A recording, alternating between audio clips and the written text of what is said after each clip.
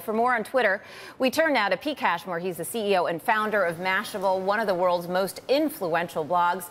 Pete was named a Time Magazine 100 back in 2010, and he formed Forbes magazine web celeb in that same year. Welcome, Pete. Great to have you on Fast Forward.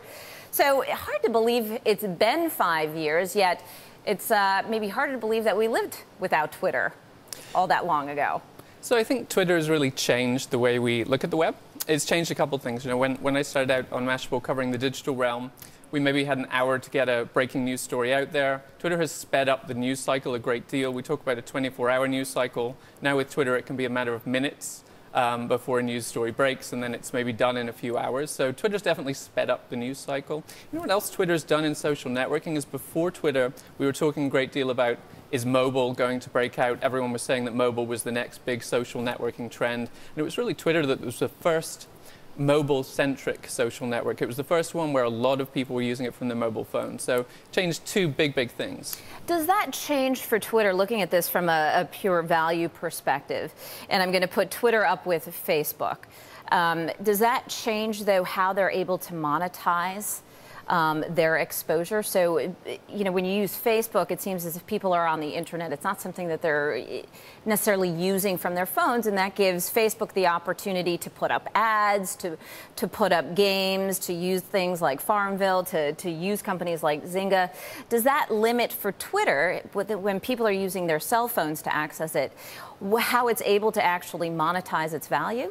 So I think mobile is a different thing in terms of monetization. I think you could look at it two ways. Number one, Twitter is going to start putting advertisements in the stream. We know this, so you will be getting it right in your face. But I think the opportunity with mobile, and it's something that Twitter has not really executed on well yet, is obviously location. It's going to a certain place and getting an advert that's related to where you are. So you might be walking past a restaurant. Why couldn't your ads be tailored to your location if you're on a mobile phone? There's much more opportunity there, but Twitter really hasn't leveraged the mobile opportunity, and it remains to be seen if they do that. You know, I think I was looking at something that said assigned a potential valuation of $7 billion on Twitter. Any thoughts as to what this company is worth? There's certainly a lot of potential there, but as you pointed out just now, that it's not really taking advantage of some of that potential. So I think it remains to be seen. What Twitter's really doing right now, it's in a maturation phase. It's trying to figure out how you can realize revenue from this. I mean, the first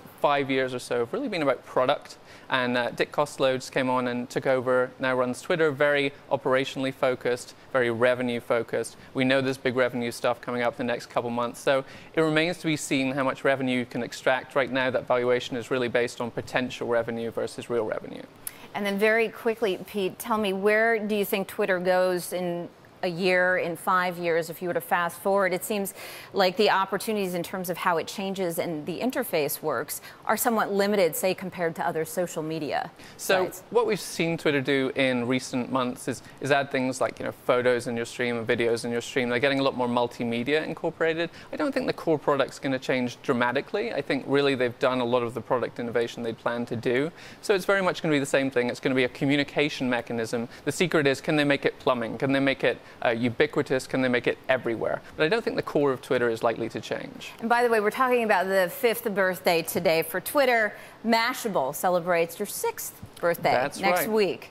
Yeah, coming up on July 27th. So we've actually had the privilege of covering Twitter right from its launch. That's been great. Mashable's been covering digital and social media for coming up to 6 years. It's really evolved. Twitter's been a big step in that. Facebook's been a big step. YouTube. And going forward, we're actually covering more and more in the digital realm. So we're covering things like small business. We're covering things like the transition of media and digital. We're seeing everything colliding with digital, and we're really seeing a lot of opportunity for us to become a mainstream news site covering the digital realm. So it's exciting for us. Yeah, well, congratulations, Pete. Did enjoy having you on the show. Thanks for joining us today. All right, thanks to Mashable founder and CEO Pete Cashmore.